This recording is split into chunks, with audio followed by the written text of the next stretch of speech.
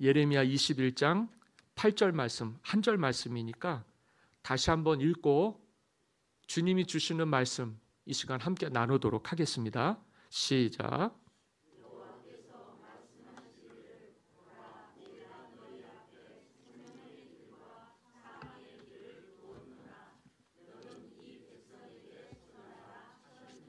아멘.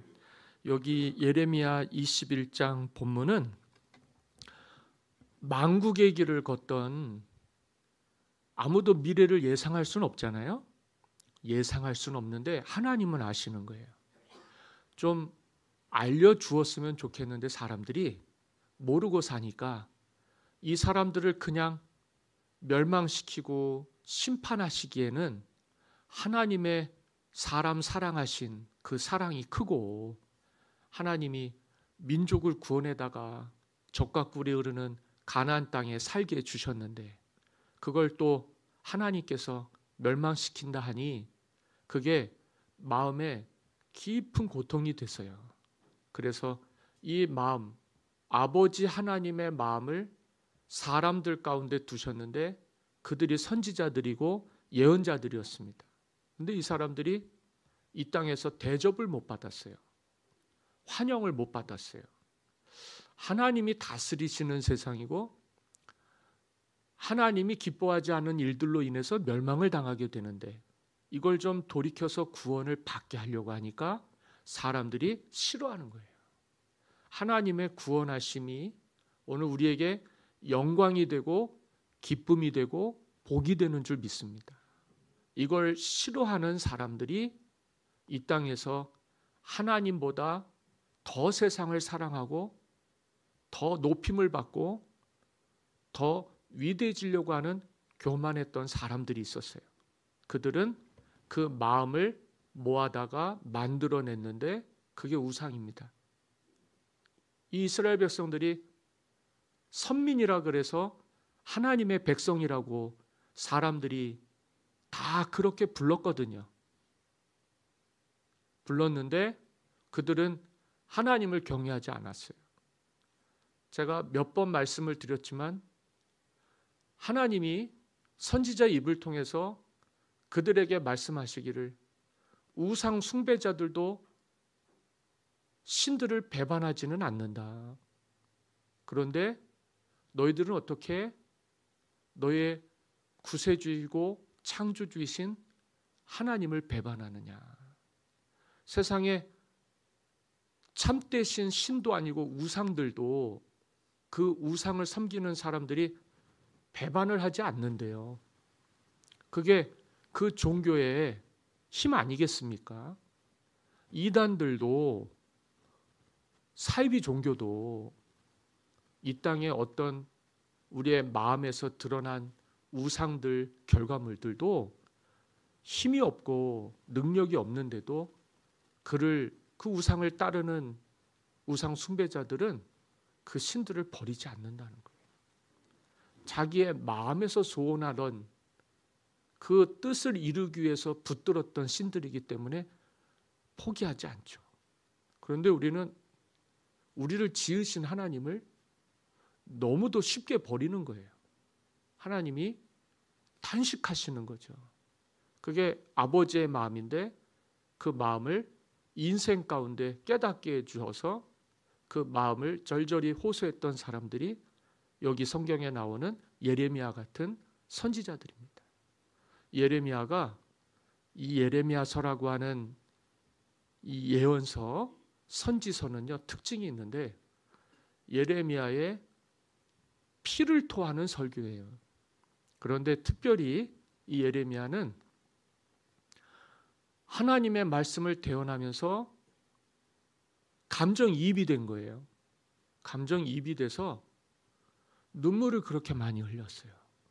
그래서 이 선지자를 사람들이 말하기를 눈물의 선지자다. 구약 성경에 많은 선지자들이 있었고 선지자들마다 다 각각 사명이 있었는데 그 사명을 감당할 때 유독 이 예레미야는 하나님의 말씀을 전하면서 눈물을 많이 흘렸어요. 예루살렘을 향해서도 안타까운 마음으로 그렇게 통곡하고 울기를 많이 했습니다. 이게 만국의 길을 가는 사람들에게 하나님이 주시는 희망의 메시지를 전달하려고 할 때 그게 수없이 막히는 거예요. 이걸 좀 알았으면 좋겠는데, 이걸 좀 깨달았으면 좋겠는데, 시절이 그러다 보니까 안 되는 길로 가는 거예요. 잘 되는 길로 가야 되는데 안 되는 길로 가는 거예요. 부모님이 자식들을 키울 때 본능적으로 자식들이 가는 길이 걱정이 되고 염려가 될 때가 있어요. 그런데 누가 부모 마음 알아서 깨닫고 좋은 길, 복된 길, 잘 되는 길로 그렇게 잘 갑니까? 그래서 이제 자녀들이 부모님께 속을 많이 썩이죠. 나중에는 안 그러는데 자랄 때 꼭 그런 일들이 있어요. 그래서 내 마음 같지 않게 자식들 때문에 마음 상하고 속상해하고 울면서 기도하는 어머니들이 많습니다. 잘 됐으면 좋겠는데. 저도 이제 2 자녀가 있지만은 이 자녀들을 키우면서 내가 낳은 자식, 물론 아내가 출산을 했지만은 그래도 피가 섞여 있어 갖고 그게 자식이다 보니까 혼을 많이 냈어요. 혼을 내지 말아야 되는데 혼을 많이 냈어요. 자랄 때. 마음같이가 안 돼요. 마음같이가 안 돼요. 여러분들은 귀한 자녀들이니까 잘 키우셨으리라고 생각을 합니다. 그런데 저는 잘 못 키운 것 같아요. 너무 마음이 아팠어요. 그래도 혼을 낼 수밖에 없었어요. 사랑하는 자식인데도 혼을 낼 수밖에 없었어요. 어느 부모가 미운 자식이 있겠습니까? 그런데 그 길을 가면 안 되는 거예요. 그렇게 결정을 하면 안 되는 거예요. 그런데 막무가내로 부모님의 말씀을 무시하고 거역하고 자기 뜻대로 하려고 하니까 어릴 때는 그랬죠. 이제 성장을 해서 성인이 되니까 혼낼 수가 없어요. 근데도 바람이 있다면 복된 길을 갔으면 좋겠다. 사람이 인생을 살면서 걸음을 걷다 보면 인생의 우여곡절이 많잖아요. 야, 이렇게 하면 안 되는구나. 그걸 또 경험이라 그래서 지혜라고 합니다. 인생 지혜도 귀한 거예요. 나같이는 살지 않았으면 좋겠다. 그래서 자녀들에게 지혜 교훈을 하게 되죠. 문제는 뭐냐면 자녀들의 인생은 부모의 인생과 다른 거예요. 다른 거예요. 같을 수가 없어요. 내가 이렇게 살았으니까 너도 이렇게 살아라. 그러면 그게 갈등이 됩니다. 갈등이 돼요. 결국 우리가 예수님 안에서 주님과 평화를 이루고 우리 가정 안에 행복이 임하려면은 그 갈등의 주인공들 가운데 주님이 계셔야 돼요.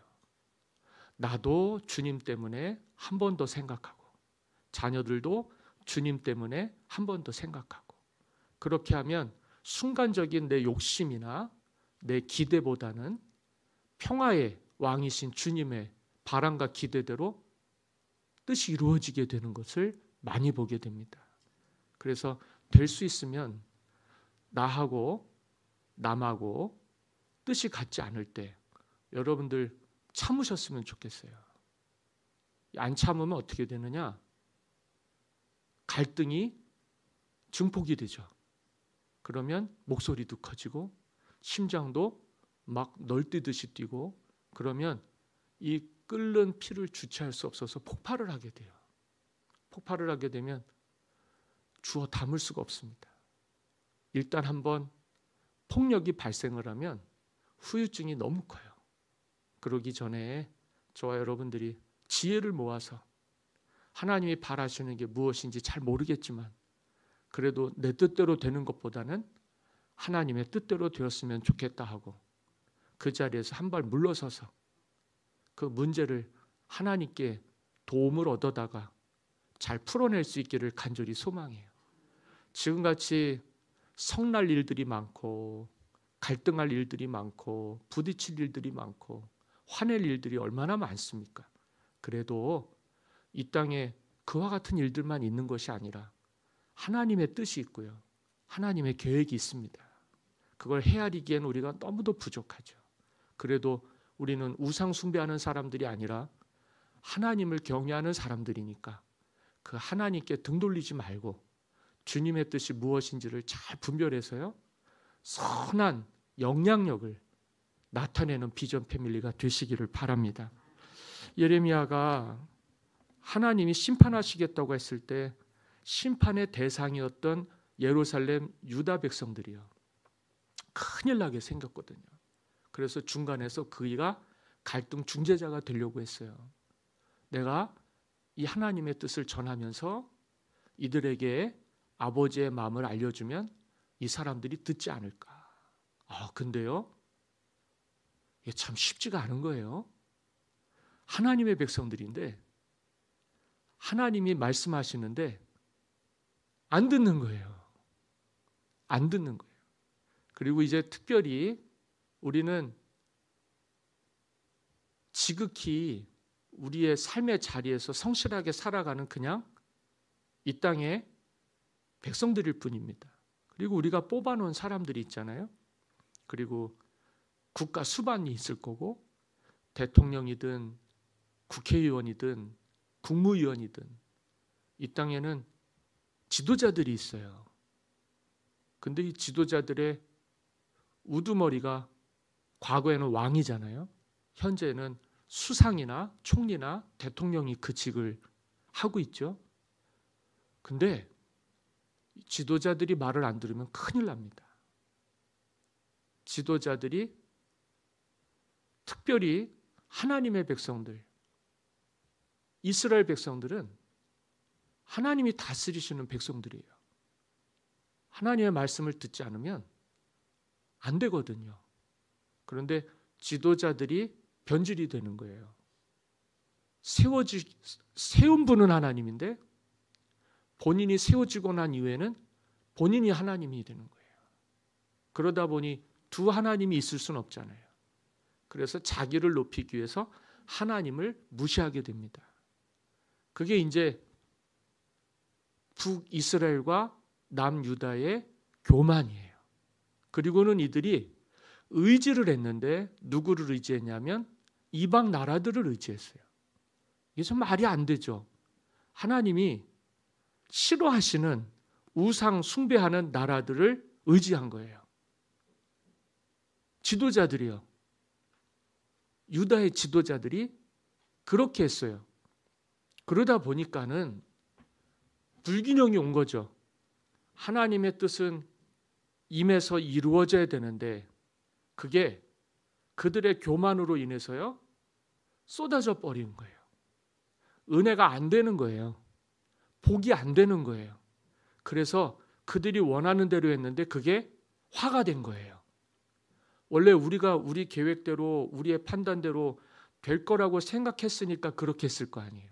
근데 우리는 하나님이 아니기 때문에 결과가 잘 될 수도 있고 안 될 수도 있는 거예요. 근데 이 사람들은 그 판단을 했을 때 안 된 거예요. 역사는 그렇습니다.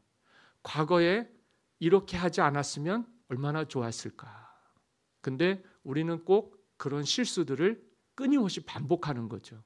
역사를 배운다는 건 굉장히 의식이 있게 깨어있고에 우리가 세상을 살아가는 걸 의미해요. 역사는 굉장히 중요한 겁니다. 거기서 교훈해서 얻지 못하고 배우지 못하면 계속해서 실수할 수밖에 없어요. 그래서 우리가 우리 시대의 지도자들과 위정자들과 고위 공직자들을 위해서 기도해 주셔야 됩니다. 결정은 그들이 하더라도 일은 투표는 모든 판단은 사람이 하는 것 같아도 그 일을 이루시는 분은 하나님이 되셔야 돼요. 그래야 미래가 있는 거죠. 하나님이 책임져 주실 거고요. 그게 우리의 미래입니다. 하나님은 과거도 현재도 미래도 다 아시는 분이에요. 아시겠죠? 그래서 하나님을 전지전능하신 하나님이라고 합니다. 다른 건 몰라요. 그런데 하나님은 인류 역사의 창조주이시고 주관자이시고 다스리시고 시작을 하신 것을 끝을 내시는 분이에요. 그러니까 처음과 나중은 시작도 하나님의 뜻대로 될 것이고 마지막도 하나님의 뜻대로 될 것입니다. 여기에서 벗어나는 모든 것들은 다 죄요, 우상숭배요, 교만이요, 탐심이에요. 사람은 하나님이 될 수 없어요. 그렇기 때문에 오늘 우리는 예레미야의 교훈을 통해서요, 한 가지 진리를 배워야 되는데, 아까 읽은 말씀인데 우리의 인생에는 두 가지 길이 있습니다. 하나님을 우리가 표현할 때 생사화복을 주관하시는 하나님이라 그래요. 그러니까 사는 것도 죽는 것도 다 누구의 뜻대로 되는 거예요? 하나님 뜻대로 되는 거예요.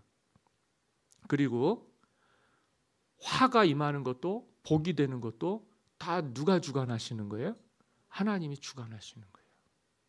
늘 말씀을 드리지만 하나님은 빛도 창조하시고 어둠도 창조하셨어요. 할렐루야. 살리기도 하고 죽이기도 하시는 분이에요. 그게 하나님이에요. 창조하신 세상 만드시기도 하셨지만 심판하시기도 하시는 분이에요. 그러니까 그 모든 걸 다 하실 수 있는 하나님을 경외하게 되기를 바랍니다. 얼마나 중요한 일인지 몰라요. 살고 죽는 것은 하나님의 뜻 가운데 있는 거구나. 저주받고 복받는 건 우리가 결정하는 게 아니라 하나님이 하시는 거구나. 그래서 우리는 하나님을 경배하면서 사는 거예요. 왜냐하면 그분의 뜻대로 되는 거니까. 그럼 우리의 의지는 무슨 역할을 하느냐? 선택을 하는 거죠. 내가 하고자 하는 대로, 내가 복받기를 원하는 대로 그 복의 근원이신 하나님께 나아가면 되는 거예요. 근데 나는 그게 싫다. 나는 그 길을 하나님이 보여주셨지만 나는 여전히 내가 주인공이고 싶고 내가 하고자 하는 대로 하고 싶다.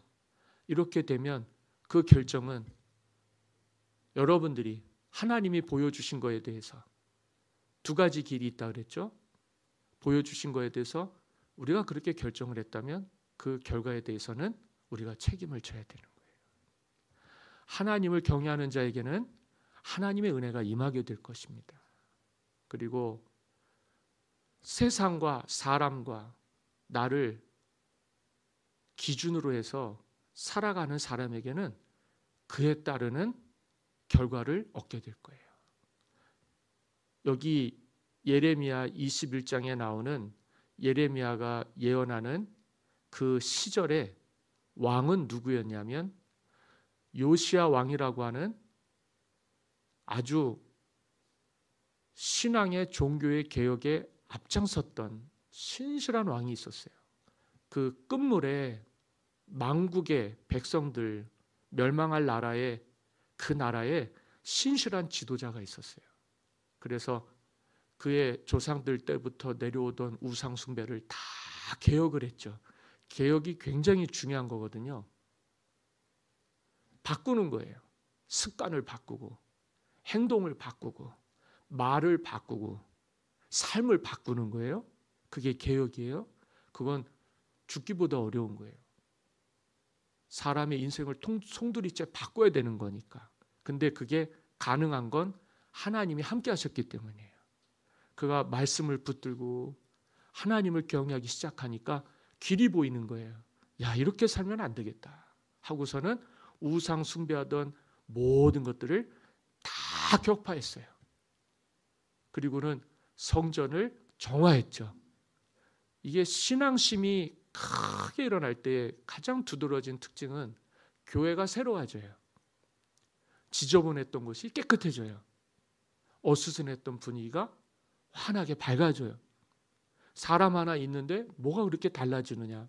은혜 있는 사람, 주님을 경외하는 사람, 삶이 규모가 있어서 반듯한 사람들이 있는 곳에는요, 평화가 임합니다. 그리고 질서가 생겨요. 하나님은 질서의 하나님이에요. 무질서의 하나님이 아니에요. 그래서 있다 보면 모든 게 다 정리가 됩니다. 강단도 정리가 되고 또 모든 조직들도 정리가 되고 그렇게 해서 하나님 기준으로 세워놨어요. 근데 그게 자식에게까지 이어지는 건 아니에요. 참 어렵죠. 그렇게 하면 자식들이 잘 물려받아서 더 번성하게, 더 영화롭게, 더 찬란하게 하나님의 문화를 꽃피워야 되는데 그냥 다 엎어져 버렸어요. 자식들이 다 망쳐버렸어요.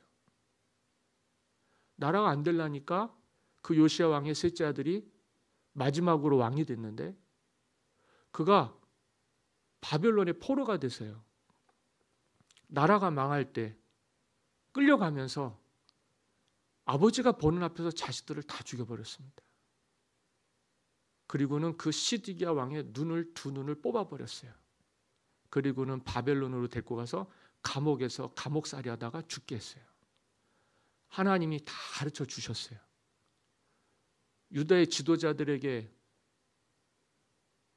왕에게, 그리고 그 땅의 위정자들에게 맡겨진 그 직무들에 대해서 불순종하고 타락해서 범죄해서 우상 숭배하지 말고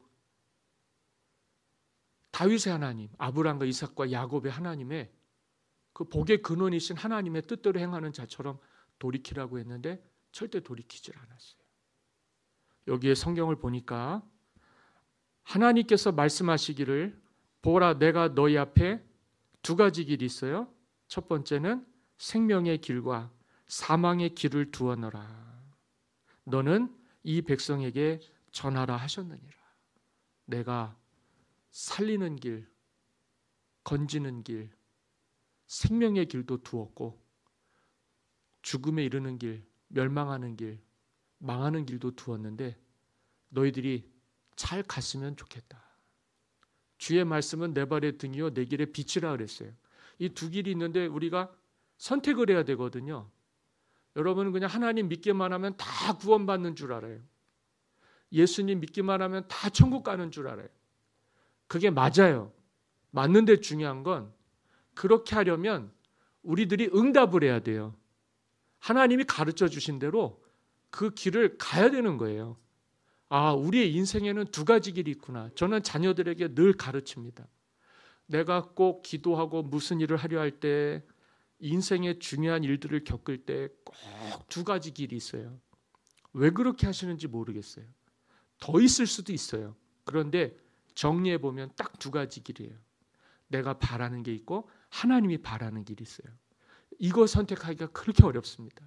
그런데 하나님께 의지하고 주님께 구하는 사람은 좋은 길을 가는 거예요. 그런데 욕심이 있고 내 바람이 있어서 내가 알긴 알겠는데 그게 붙들려지지가 않으면 내가 원하는 걸 붙들게 되죠. 근데 이게 하나님의 뜻이 아닌 건 잘 되는 것 같다가도 끝이 안 좋은 거예요. 이단이 그렇죠. 처음에는 그게 진짜 진리인 것 같아요. 근데 쭉 따라가다 보면 끝이 달라요. 이게 아닌데 사람들이 실수하는 게 그거예요. 사람 의지하는 것보다 하나님을 의지하는 게 낫다고 그랬어요. 사람 의지하는 사람은 만약에 그게 힘이라고 생각하고 그게 나에게 합당한 길이라 생각해서 그 사람을 의지했는데 그 사람이 멸망하면 나도 어떻게 됩니까? 같이 멸망하는 거예요. 공멸하는 거예요. 우리가 지금 보지 않습니까? 잘못된 판단에서 그 판단에 적극적으로 지지하고 적극적으로 따라갔던 사람들이 다 어떻게 됐어요? 지도자가 그렇게 중요하다니까요. 어른이 그렇게 중요하다니까요. 리더가 얼마나 중요한지 몰라요.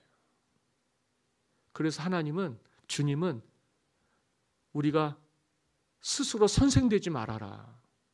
이게 굉장히 어려운 게요. 소경이 소경을 인도하면 둘 다 넘어지는 거예요. 선생이라고 했을 때는 잘 보고 잘 가르쳐야 되는 거예요. 그래서 지도자가 어려운 거예요. 판단을 잘해야 돼요. 다 내 뜻대로 될 것 같죠. 그래서 한 번 실수하면 그 추종자들까지 다 망하는 거예요. 그런 길이 있어요. 왜냐하면 사람은 미래를 내다볼 능력이 없습니다. 하나님은 모든 것을 주관하시고 다스리시고 아시는 분이에요. 우리의 미래를 누구보다 잘 알기 때문에 길을 열어주시죠. 아무 길이나 가지 마시고 마음을 차분하게, 마음을 평안하게 내려놓고 그 부르심에 내가 순종할 수 있을 만큼, 이 길이 생명의 길이구나, 이게 살리는 길이구나, 이게 구원의 길이구나 하고 주님이 감동을 주시면 아무리 사람이 뭐라 그래도, 아무리 환경이 뭐라 그래도 여러분들 그 주님 붙들고 잘 가실 수 있었으면 좋겠어요. 차로 왔는데 하도 시절이 어수선하니까 우리가 많이 힘들어합니다. 많이 힘들어합니다. 그럴 수밖에 없어요.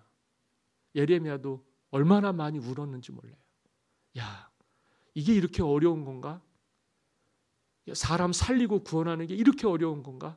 여러분들 아시잖아요. 세상 구원하시려고 예수님은 십자가에 이제 성탄일이 가까워요. 살기도 이 땅에서 33세 젊은 나이에, 저도 한참 은혜 받고 목회할 때 33살 되니까 죄책감이 들더라고요. 왜 그런지 아세요? 내가 주님 본받아 살려고 청년 때 나는 선교사가 돼서 선교지에서 죽어야 되겠다. 왜 청년 땐 그런 마음이 있어요. 피가 뜨거워서 그런가? 근데 33살 넘어가니까 죄 짓는 것 같더라고요. 내 주님 사랑하는 것 같지가 않고, 그런 시절들도 있었어요. 그런 시절들도 있었어요. 근데 그 주님이 짧은 인생을 이 땅에서 인간의 몸을 입고 사셨지만 하나님의 나라를 우리에게 열어주셨어요. 생명의 길을 열어주셨어요. 내가 길이요 진리요 생명이니 나로 말미암지 않고는 아버지께로 올 자가 없느니라. 그리고 회개하라 천국이 가까이 왔느니라. 우리에게 보지 못하던 천국을 회개하고 볼 수 있게, 들어갈 수 있게 은혜를 베풀어 주셨어요. 그래서 우리가 주님과 함께 고난도 받고 영광도 얻어서 주님의 복된 자녀들 다 되게 해주셨습니다.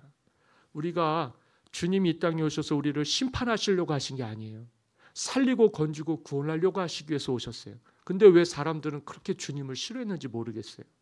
그래서 십자가에 못 박아 죽게 하는데 모든 사람들이 대동단결해서 일심으로 주님을 십자가에 못 박아 죽게 했습니다. 그때도 주님께서 하나님의 말씀으로 우리에게 울림 있게 해주셨어요. 근데 더 이상 그렇게 하다가는 우리가 감당이 안 되는 거예요. 그래서는 아예 귀를 닫아버렸어요. 사람이 무지해지고 무식해지고 무감각해지는 게요, 얼마나 무서운 일인지 몰라요. 안 듣는 거예요. 그리고 안 보려고 하는 거예요. 정말 어려운 거예요. 스데반이 초대교회에 은혜 받고 12 사도들과 함께 교회에서 정말 큰 일들을 했습니다.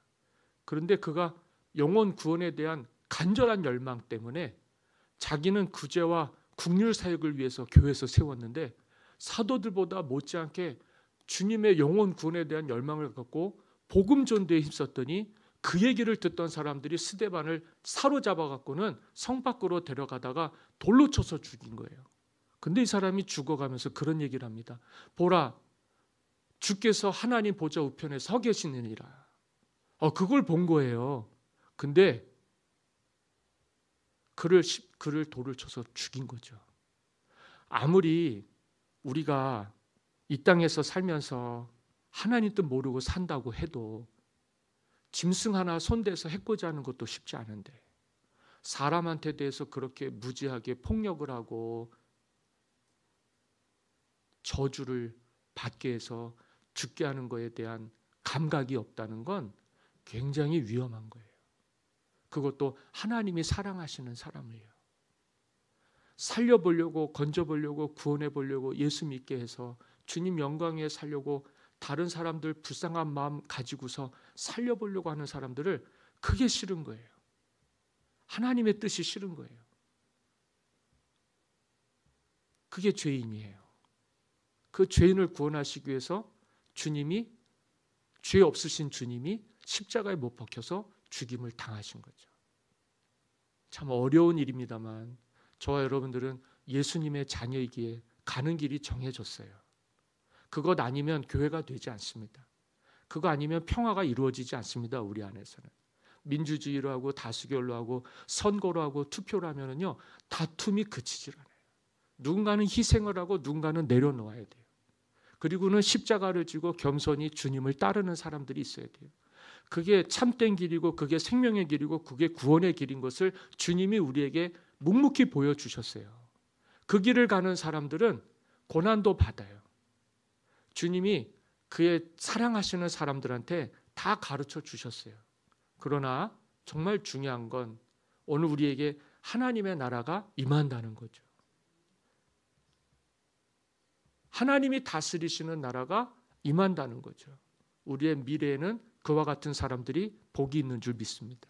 좀 어려운 시절이거든요. 그래도 묵묵히 잘 가실 수 있었으면 좋겠습니다. 말 한마디 잘못 내뱉으면 후회가 굉장히 심할 거예요. 그리고 사람은 오래 지나고 봐야 돼요. 지금 당장 보고서 흥분하고 판단하면 사람 정죄하다가 죽습니다. 그런데 그런 사람들일조차도 하나님은 긍휼을 베풀어 주시고 사랑을 베풀어 주셔서 돌이킬 수만 있으면 눈도 열어주시고 귀도 열어주시고 마음도 열어주셔서 죽을 죄인입니다만 그래도 그 죄를 용서해 주시고 나를 대신해서 십자가에 못 박혀 죽으신 주님 사랑 때문에 그 영혼도 구원받고 건짐받는 줄을 아셔야 될 거예요. 주님은 병든 사람을 위해서 오셨어요. 어떤 사람을 위해서 오셨어요? 병든 사람들. 영적인 질병과 육신의 질병으로 고통받는 사람들. 눈만 보지 못하고 귀만 듣지 못하는 사람들이 병자가 아닙니다. 하나님을 보지 못하고 주의 음성을 듣지 못하는 이들도 소경이요 벙어리입니다. 그리고 양심이 살아있고 영혼이 살아있는 게 살아있는 겁니다. 여기가 죽어있는 사람은 죽은 거예요. 아시겠죠? 오늘 우리 그 마음까지 치유해 주시고 우리의 육신의 질병까지 고쳐주시며 우리를 믿음의 눈을 뜨게 하시고 믿음의 말씀을 듣게 해주셔서 믿음으로 반응하며 살아갈 수 있게 해주신 하나님을 찬양합니다. 이 계절을 잘 사셔서요. 식구끼리도 마음이 맞지 않아요? 부모와 자식 간에도 갈등이 있을 수 있어요. 하물며 이 땅에 어떠한 어려움과 문제가 왜 없겠습니까마는 이것이 지나가게 해주실 줄 믿습니다. 아직 끝은 아니니까요. 그리고 길게 보셔서 주님 바라보시고 영광의 주님 의지하셔서 천국 가는 그날까지 그 걸음걸음들 지치지 마시고 절지 마시고 한 걸음 한 걸음 주님과 동행하시면서요. 영광의 구원에 이르도록 저 여러분들이 쓰임받게 되기를 저는 여기 한격길 1번지에 교회 세워주신 것이 하나님의 은혜인 줄 믿습니다. 나는 오라 그래서 왔는데 우리 식구들과 같이 신앙생활하는 게 너무 큰 기쁨이 됐어요. 부족하지만은 그 부족함으로 흉이 되지 않게 하나님의 사랑과 은혜로 지어져 가서 한 몸 되게 해주셔서 잘 살 수 있게 해주신 하나님께 감사를 드립니다. 우리가 조금 더 이 용기를 내고 조금 더 힘을 내서 사랑할 수 없는 사람을 사랑하고 용서할 수 없는 사람을 용서하고 넘어진 사람들을 일으켜주고 강도 만난 자의 이웃이 되어줘서 행하는 일들을 하나님이 다 하셔요. 저와 여러분들이 진실하게 참되게 정직하게 주님 바라보시면서 정말 하고 싶은 말 하고 싶은 것 많지만 그래도 주일 성수하고 믿음으로 살려고 하고 서로 도우려고 하고 서로 격려해 주려고 하고 믿음의 형제가 자매가 돼서 하나님의 나라 이루려고 할 때 하나님이 귀 여겨 주실 줄 믿습니다. 생명의 길이라고 해서 보여주셔서 오는 길인데 이 길에서 주님 만나게 되시기를 바라고 한 사람도 실족하지 않고 다 구원받게 되기를 바라고 저는 제가 은퇴한 이후에도 이 교회가 30년, 40년, 50년 건강하게 부흥하는 교회가 되기를 간절히 소망합니다. 저와 여러분들에게 이 은혜를 주신 하나님을 찬양합니다. 주님 우리에게 생명의 길을 보여주셔서 사망의 길로 가는 길을 가지 않게 해주시고 사망의 길을 가는 사람들을 건져 구원하게 해주시옵소서. 제가 이 말씀 한 절을 읽고 말씀을 마치려고 합니다. 시편 16편 11절 말씀입니다. 다 같이 찾으셨으면 좋겠어요. 시편 16편 11절입니다.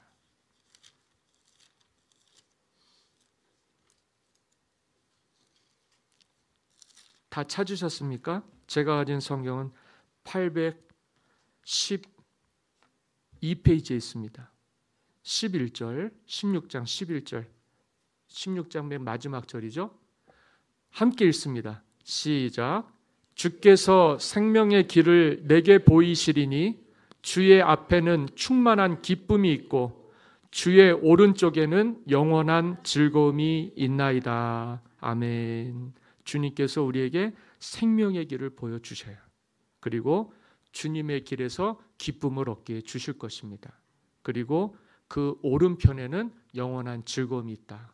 제가 생각할 때는 주님의 오른편에 서는 게 맞는 것 같아요. 그렇죠? 주님의 오른손으로 우리를 붙들어 주셔서 의로우신 손으로 우리와 함께 해주셔서 제가 올해 내년 표를 미리 공개하고 말씀을 드렸잖아요. 주님의 영광과 기쁨이 되는 교회 되시기를 간절히 소망합니다. 우리 다 같이 찬양 드리겠습니다. 그리고 예물 드립니다. 예물 드리고 축복 기도하고 예배를 마치겠습니다. 찬송가 208장입니다.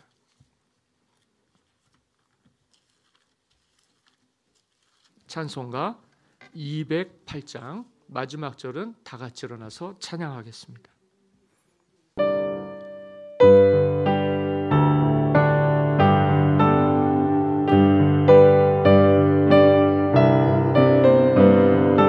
내 주의 나라와 내 주의 나라와 주 계신 성전과 피 흘려 사신 교회를 늘 사랑합니다. 내 주의 교회는 전성과 같아서 눈동자같이 아끼사 늘 보호하시네. 이 교회 위하여 눈물과 기도로 내 생명 다하기까지 늘 봉사합니다. 성도의 교제와 교회의 위로와 구주와 맺은 언약을 늘 기뻐합니다. 하늘의 영광과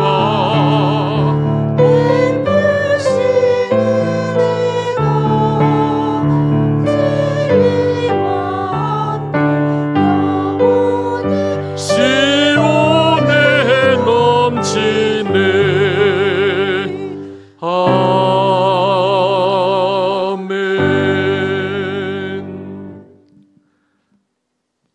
하나님 감사합니다. 우리가 대림절 셋째 주를 맞이하며 어수선한 시국에 어지러움과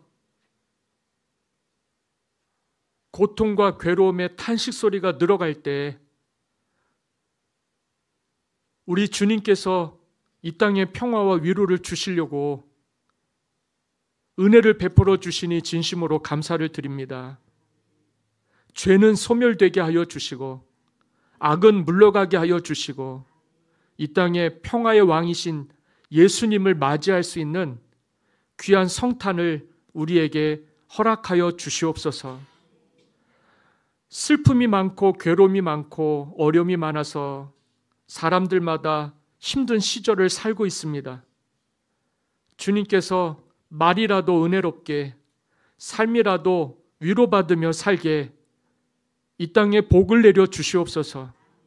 안 되는 일이 되게 하여 주시고 막혔던 길이 열리게 해 주시며 침체하지 않게 치유받고 회복되게 하여 주셔서 우리의 삶이 앞으로도 주님 나라 이르실 때까지 잘 보존되게 하여 주시고 이 땅에 흉흉한 소식들, 전쟁의 소식들, 경제 침체에 대한 소식들, 우리를 늘 숨막히게 만드는 미래에 대한 불안한 모든 것들을 주님께서 가려주시고 믿음의 길, 생명의 길, 구원의 길 보여주셔서 우리 앞에 기쁨이 가득하게, 즐거움이 가득하게, 그래서 우리 얼굴이 환해지고 우리의 마음이 밝아져서 아무도 우리를 주의 사랑에서 끊을 수 없게 하여 주시고 참된 위로를 받게 하여 주시며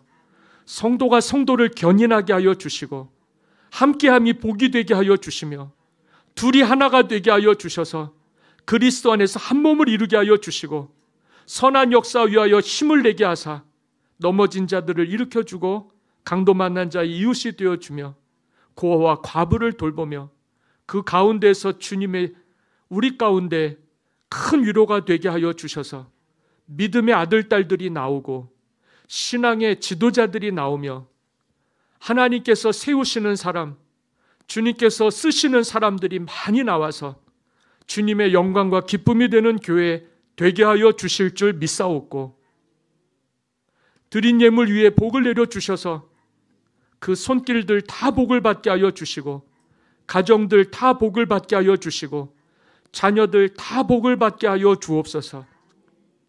거룩하신 예수 그리스도의 이름으로 감사하며 기도하옵나이다. 아멘.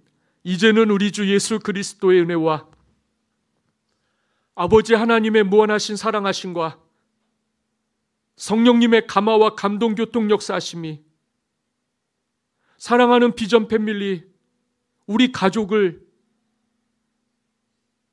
남종과 여종을 자녀들을 기업을 이제로부터 영원토록 함께하여 주시기를 복 내려 주시기를 간절히 축원하옵나이다. 아멘.